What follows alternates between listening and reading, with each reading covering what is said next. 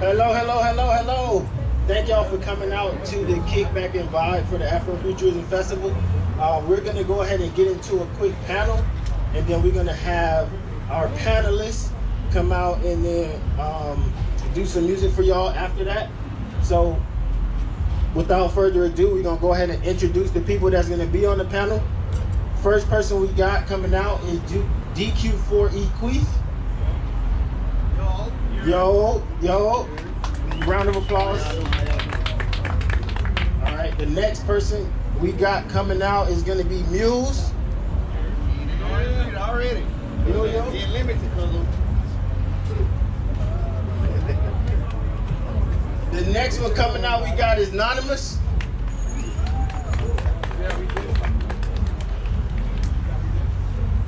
And then Caleb Music. Caleb. And then our last person coming out, we got Skunk. Yeah. All right. So before we get into it, though, I wanted to so for y'all say thank you for coming out, giving y'all time. So I think these are the right sizes, but medium. Let's see. Medium.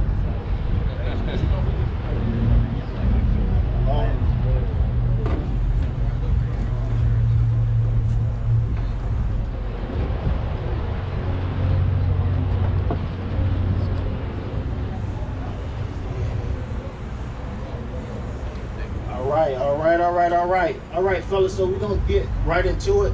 And so that we don't make this too long, what we're gonna do is I'll be basically asking specific, some of the questions will be for everybody, some of the questions will be specific, and then if it's specific, I'll just say your name and then you'll be the one that answers that question. All right? Because what we came here to see is for y'all to, do y'all thing with what y'all normally do, but we want to hear a little bit about how y'all got into it and some of that stuff as well. So this for everybody, and we can start at DQ and then go across, but so tell us who you are, what you do, and then how you got into what you do. I go by the name DQ4E Keys, and I'm an artist, actor, comedian, and social media influencer. And how I got started, I really don't even know how I got started. I just hopped on the internet one day and started creating videos. I was shy until my senior year in high school. Then I got on the morning show, so I would say that's probably where I started. High school on the morning show. I was the weatherman. Yeah. So yeah, that's pretty much what I do. The music and acting, a little bit of directing too as well. So that's pretty much it. What's going on? So basically, I'm Muse, and I'm an artist, music producer, just a lover of music. And how I got started, I wanted to rap, but I always had these ideas in my head that I want to express. So I spent most of my life working on that.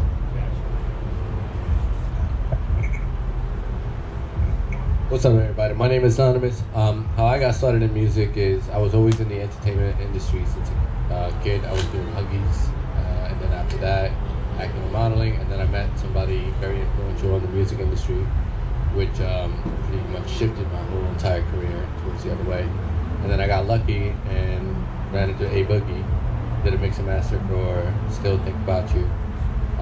Got lucky again, ran into Bobby's Murder, did a mix and master for him, and then from there I was just known in the industry. What's up, y'all? My name is Caleb Music. I'm from this wonderful city of St. Petersburg. How did I get into what I do? Well, first I'm an artist, musician, engineer, and producer who happens to be signed to the Avaz Studio team. This is the Avaz Studio team. And my pop used to be the preacher man right up the street, literally 2 streets over at the white Pentecostal church. So I was always out there and I used to listen to music there. So as I grew older, I was able to expand sound and be able to find the love for music for myself. And now I'm in the position I'm in with these amazing gentlemen. How's everybody doing? I'm DJ Scum. DJ produced since I was in high school. It was just something that I love to do was create, you know, and then as I created music, I love sharing it. So I started doing parties, and my parties we did a lot in St. Pete and all over Tampa. And eventually I started working with a lot of big artists and DJing for them, producing for them, and touring all over the world. So it's pretty amazing what music can do for us.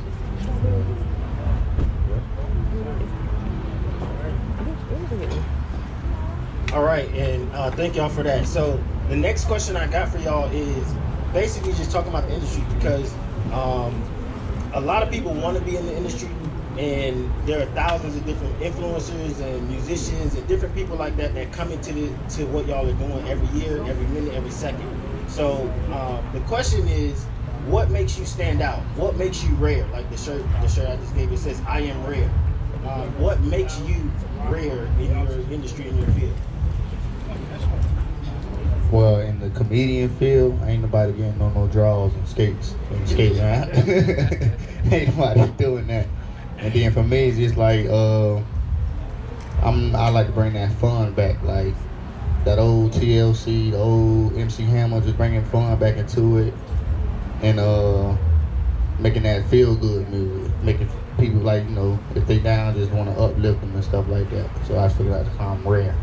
It's only one of me, and I'm him. You feel me? Yeah, I kind of bounce off of what he's saying right there.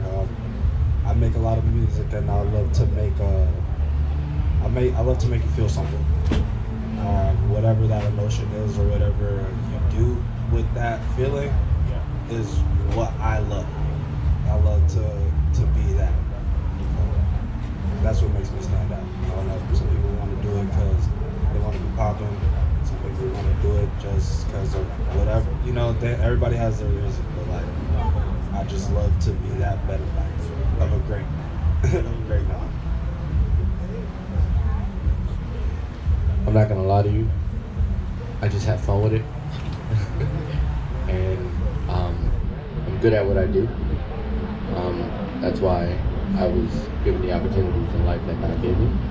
And that's about it. I just work hard. I work night and day. I give pretty much my whole life into music industry for 20 plus years. And the most important thing to me is success for those around me. And that's what makes me rare, because everybody else is selfish. Me, I'd rather take $1 and give everybody 100. You know, it's not about money for me. It's more or less about creating a community that everybody could succeed and do something great. Kind of mirroring what Anonymous said. Standing out is,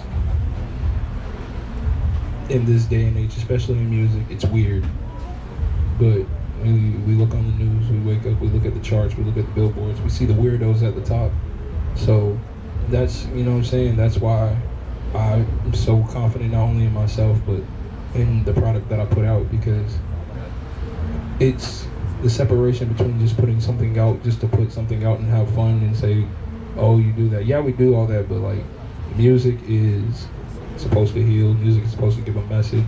We are messengers, so I take that and I understand, okay, what's gonna make me stand out? Being myself, through my music, through my art, through this product that I put out and allow people to see and be a part of. So that's the standout for us. That's the standout, especially for me. And yeah, pretty much that. Also, unity. This is a unit.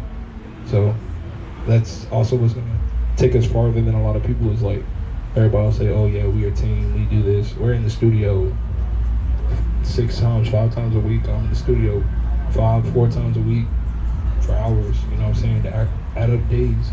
But it's just more so like understanding that individualism is okay and artistic integrity needs to be had, and a unit is necessary and needed. If you don't understand that, then it's going to be hard for you to move. So, yeah.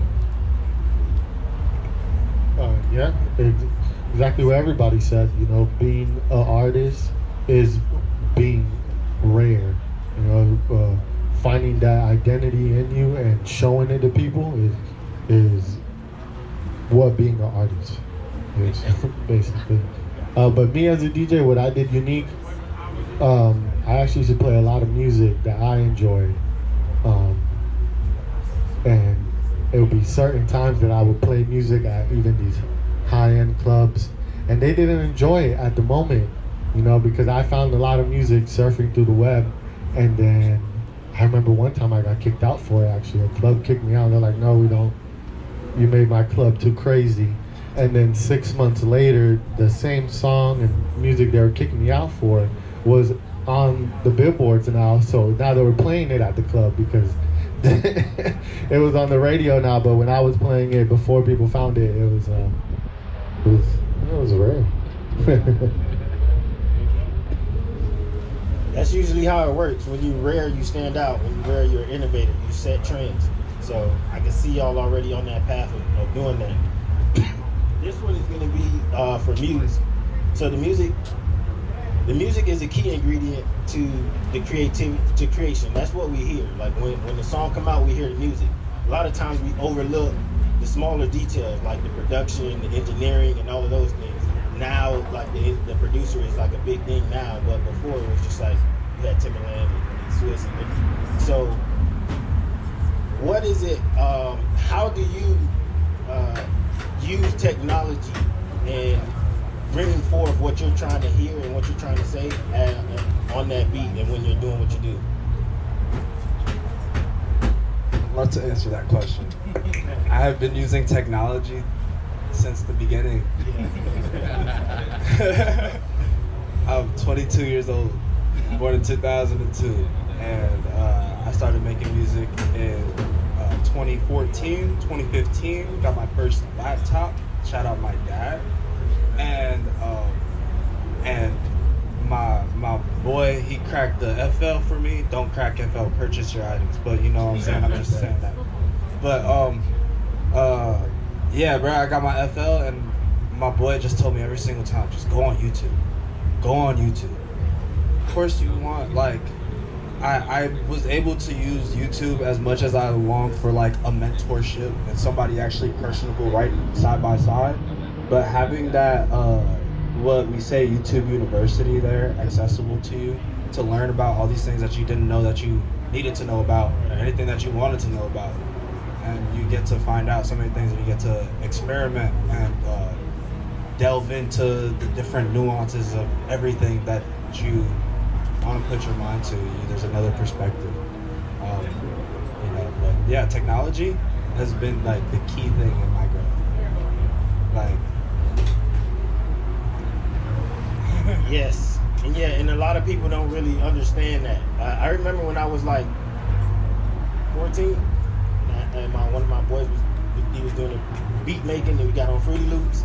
And it's a lot that goes into all of that stuff. So like people don't really get how the technology piece behind what makes those things run. And so this one is for Caleb. If we could get back to so how does technology help you grow in the industry that you're in? So we already heard you say how he uses technology, but when it comes to growing as an artist, how do you use it? How do you use technology to help you grow? So everybody has a phone. Everybody uses their phone every day. So as an artist, you have to understand when your phone is a phone and then when it needs to be a tool. Shout out to this gentleman to the left of me, Mr. DQ4E Keys, because him, Anonymous, have both kind of made it a standard to where you got to use your phone to be able to help brand yourself. So as far as me using technology, yes, I'm an engineer, yes, I'm a producer, yes, I do what I need to do in the studio, but that's not worrisome, if that makes sense. The real work is making sure that you wake up every day and you're posting something. The real work is making sure that you're promoting that t-shirt, that next single, the homie getting a song on the radio. Also, shout out to Cool in a While and getting on the radio.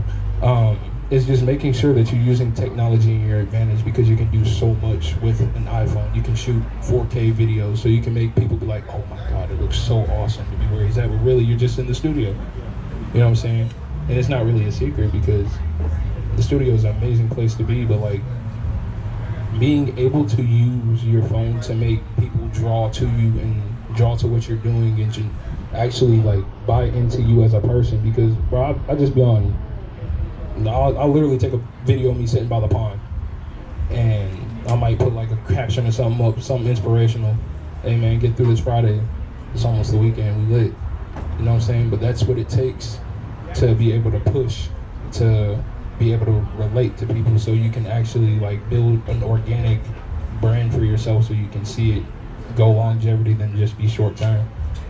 So technology is important, because technology allows us to create and to be able to be free-minded with the way that we communicate with different people. So that's how I've been able to see technology in my favor, because I used to do a driveway concert every Friday and videotape it on Instagram, and it's gotten me to stages with people like Pusha Green, Lil Tyler, you know what I'm saying, different people like that, just from my driveway show, and then even performing here in St. Pete at the Rise Up with 5,000 people to open up for Jeezy. So, you know what I'm saying, it's those type of things that help people be like, dang, you on a journey, and I want to be a part of what you got going on, because that's what people are going to see first, because everybody has a phone. So, technology. Thank you for that. Thank you. So, speaking about technology, we're gonna take it back a little bit. This one is for you, DQ, for you.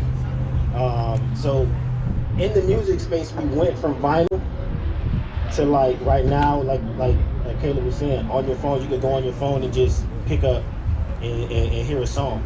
So, how has technology? Well, yeah, how has technology changed in the way that you create?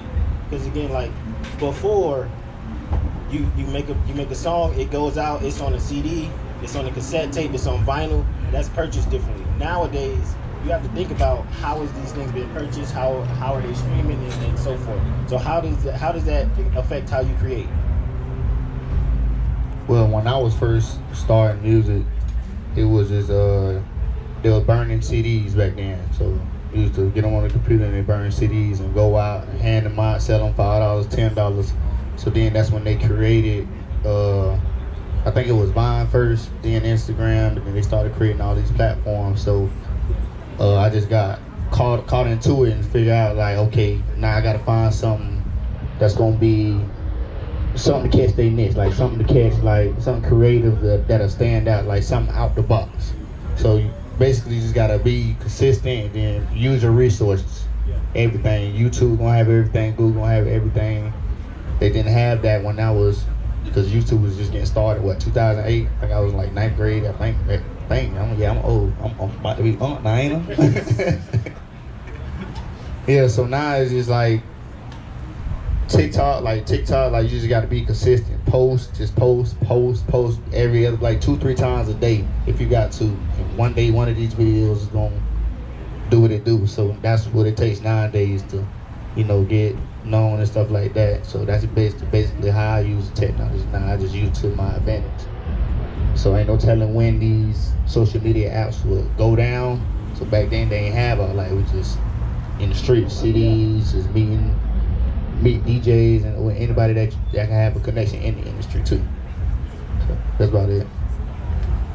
Thank you. And so I'm gonna come to you, Scum, with this one, and basically we're gonna pivot a little bit. We got a lot of people out here that came to enjoy the night, also came to see what y'all do, and so these people are from the community. And so as an artist, as an entertainer, as somebody that's like in these spaces, you have to figure out, how am I gonna build a community? And so what are some of the things that you do to kind of build out a community? So as a DJ or producer, even artist, doing what you're doing right now is probably the most important thing. To start a small community, especially where you're just getting started, throwing little events, at certain places, finding good little bars, restaurants that you can bring people out to, and just start out with like some free event or something like that, and also online, There's always ways of making groups, with yourself. But you always have to be in touch with your community. You can't just like try to create it and then think it's just gonna happen. Like you literally have to talk to everyone that's there, like meet them and connect with them, get their info, they get your info, and so on. And you gotta also keep those bridges alive. Talking to people, when you go to set up certain events and things like that, you want to invite people personally. Like don't just post it online. Like shoot your friends and other people random DMs and be like, hey, can you come tonight? Or when you write somebody and you're like, hey, can you come Friday night? It's such a personal invite that they're like, shit, I gotta go. He freaking asked me, and as we start building connections with people, start slowly building a community. To really build a community takes time. It's not something that just happens in a heartbeat. Even artists that you guys think, oh damn, he just blew up over time. Like, nah, this man's been putting out music for 4 or 5 years, 6 years, some 10, before they finally hit the radio and you're like, oh shit, they just came up. And yeah, they just came up to the radio, but they've been working for a long time. Like, some people do get lucky and they get a little TikTok or something, but building a community is more important than going viral, because the community is what keeps you alive. Like the community is what's gonna pay tickets, buy your merch, buy your music, stream your songs, and support you and post your music. And so that's how you keep networking, keep talking to people. That's the most important. And don't act big shot all the time. You gotta DM people, and don't think just a post is gonna get away with it. You gotta connect. People want to relate, and they want to see who you really are. So. Okay.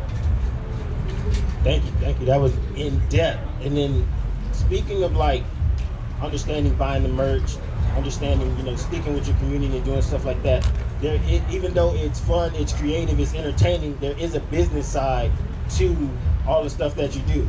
And if you don't understand the business side, either you're going to get got or you're going to get got. Like, either one of those two things going to happen.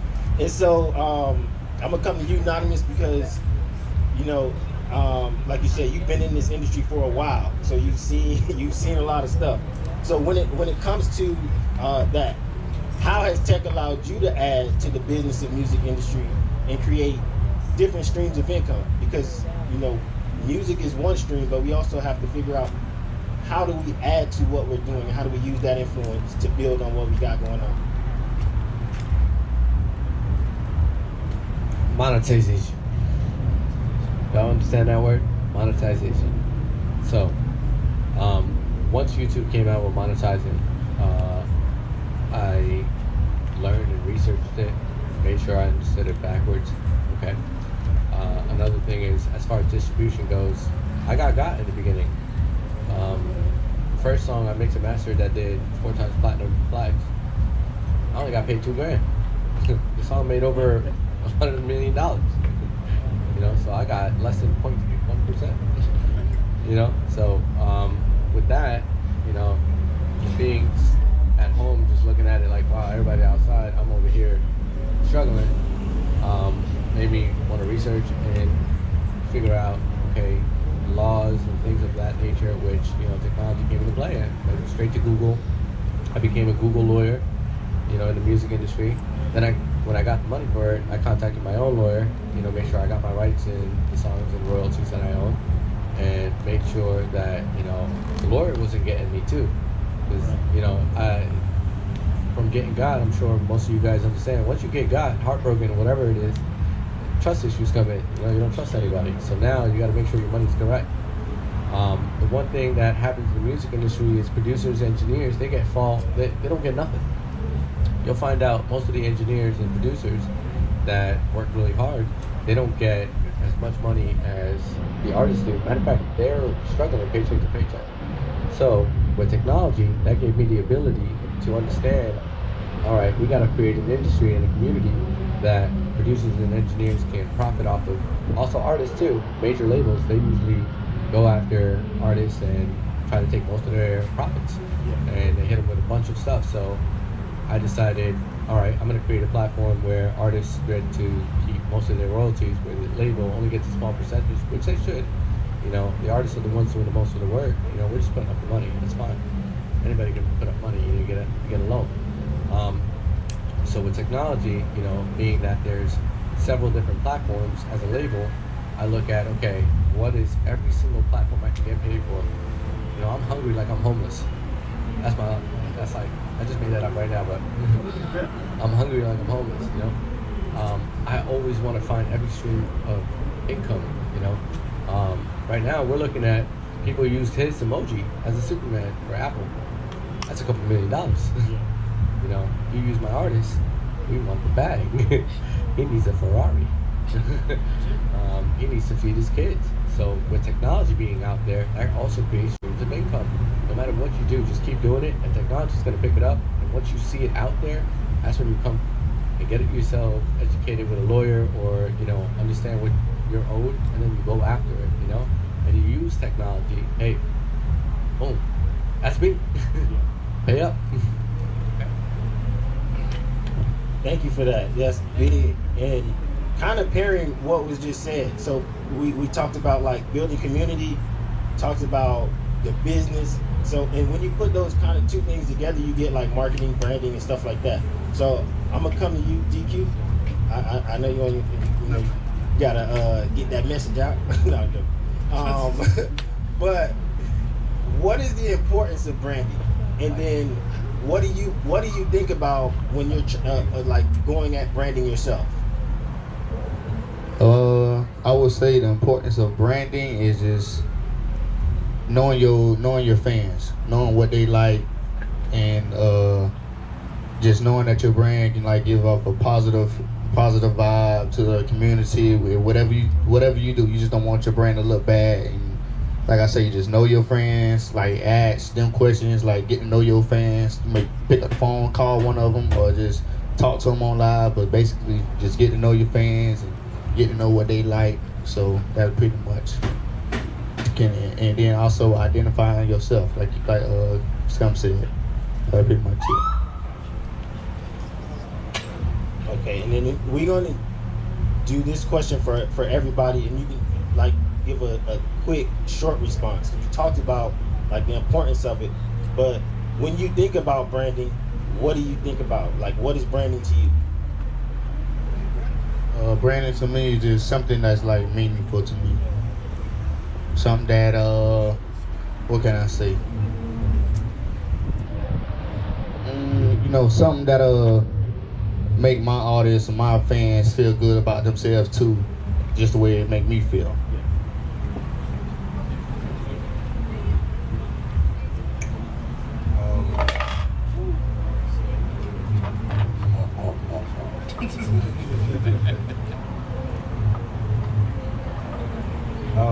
Branding to me is like branding to me is the personality of, I'd say, like what it is of whatever it is that you're branding, that product or that company or that brand is like what it stands on. You know what I mean? Like Nike's Just Do It. You know what I mean? The brand and the aesthetic and all the whole vibe around that. You know what I mean? And it's authentic.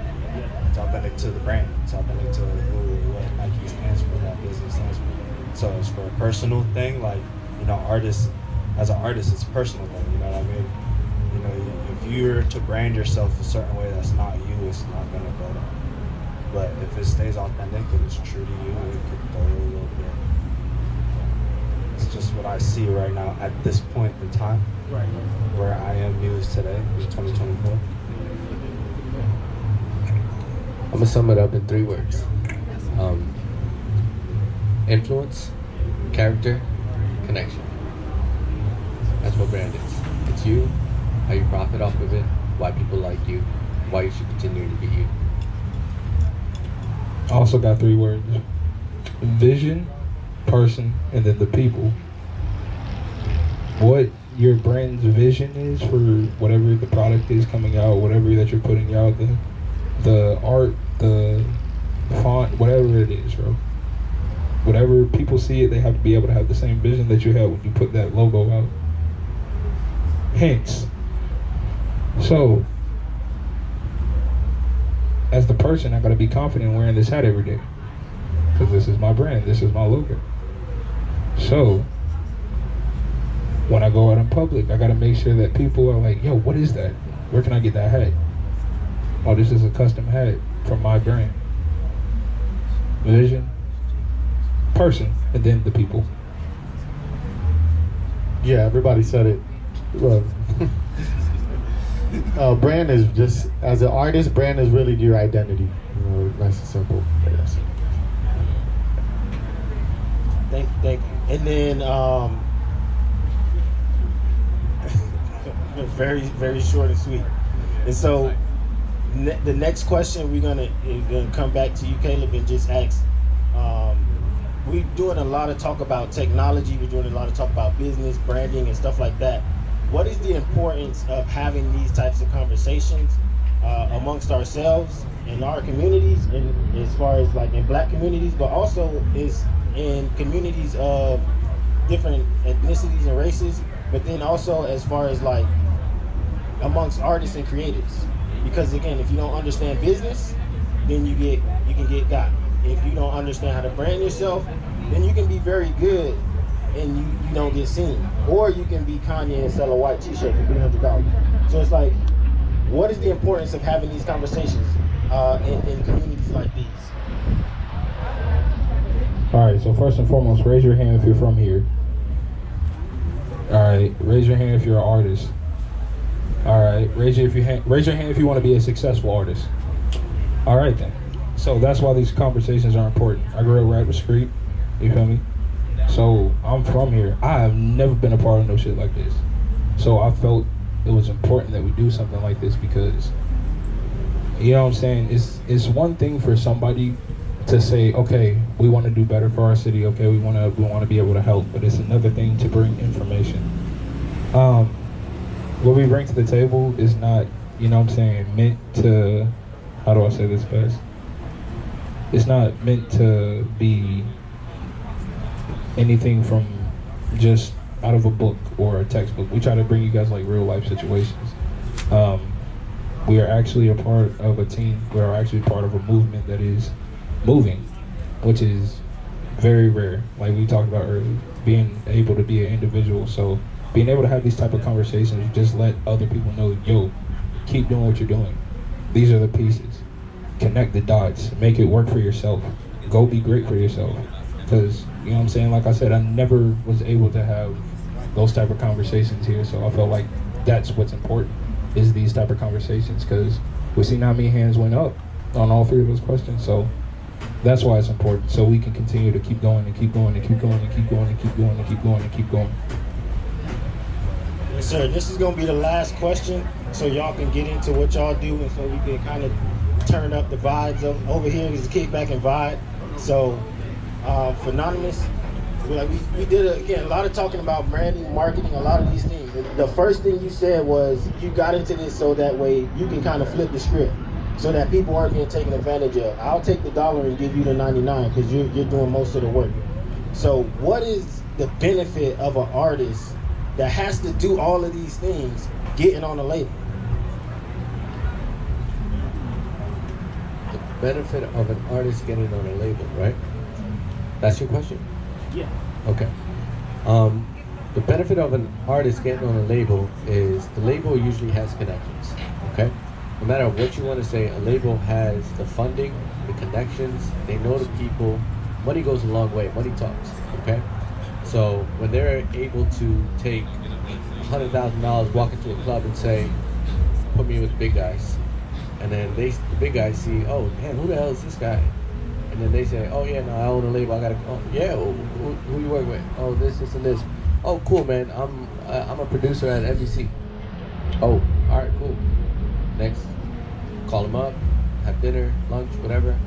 Get one of my artists to show up on a David Gibbons or something like that, or some show on NBC, right?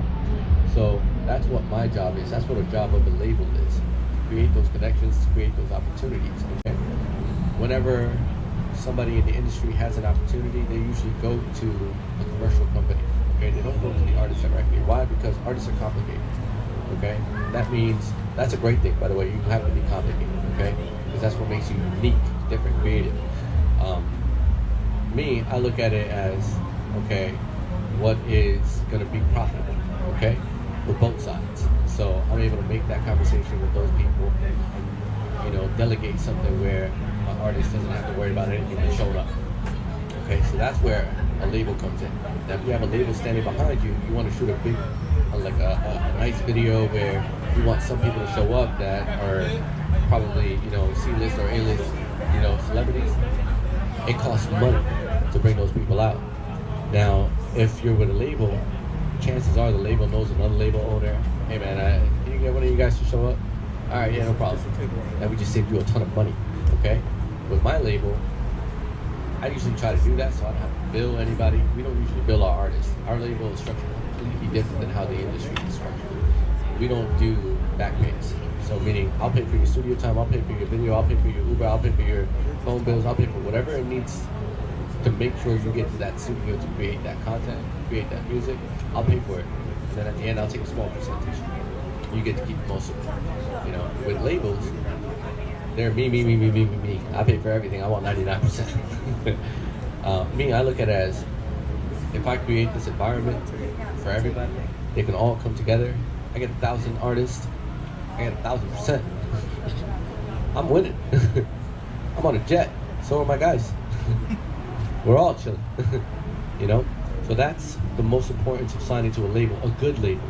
Okay, now if you go to a bad label and you're just desperate for an advance, you're desperate for money, you're desperate for an opportunity, chances are they're gonna take your song and shelf it.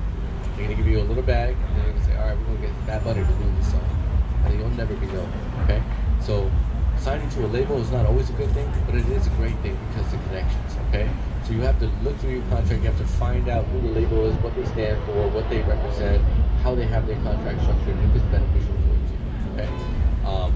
And don't ever give up your percentages just because you're down low, okay? Why? Because you could always get a fucking job. Never sell out. All right, thank you for that. And with that, we are done with the questions. I'm not even gonna say much more. I'm gonna just hand the mic over to Caleb, and then we can get into it. Un momento, por favor.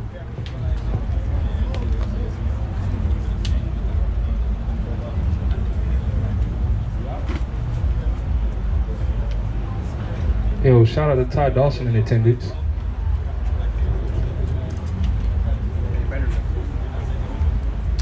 He said he'd like to give a couple words, most definitely. Mr. Dawson, if you're still around, man, come, most definitely come, you know what I'm saying, grace the mic with a couple of words. This is dope. Where you at? Y'all make some noise for Mr. Dawson from being F himself.